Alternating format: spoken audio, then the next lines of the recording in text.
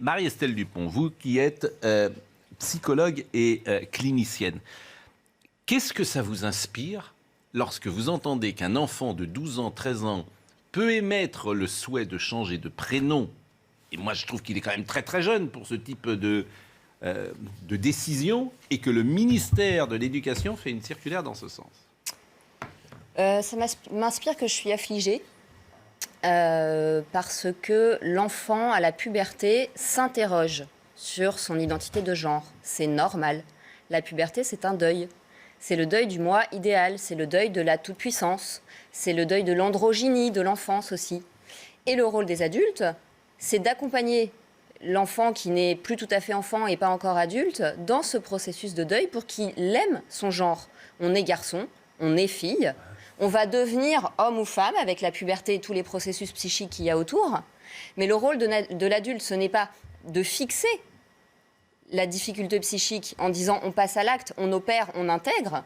C'est comment est-ce que je vais te faire aimer ton genre.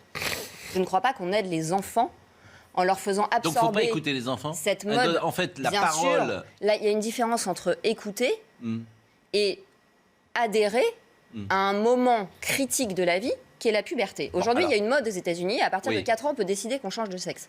Attendez, on est en train de m'expliquer que d'un côté, c'est un crime de manger un steak, mais de l'autre côté, il n'y a pas de problème. On fonce tout droit dans un délire psychotique.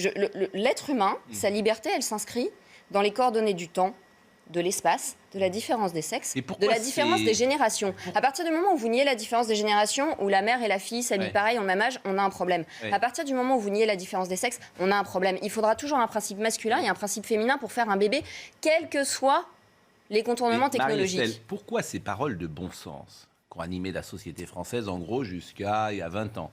Pourquoi ce que vous dites, qui paraît tellement évident et de ça, pourquoi aujourd'hui on a vrillé?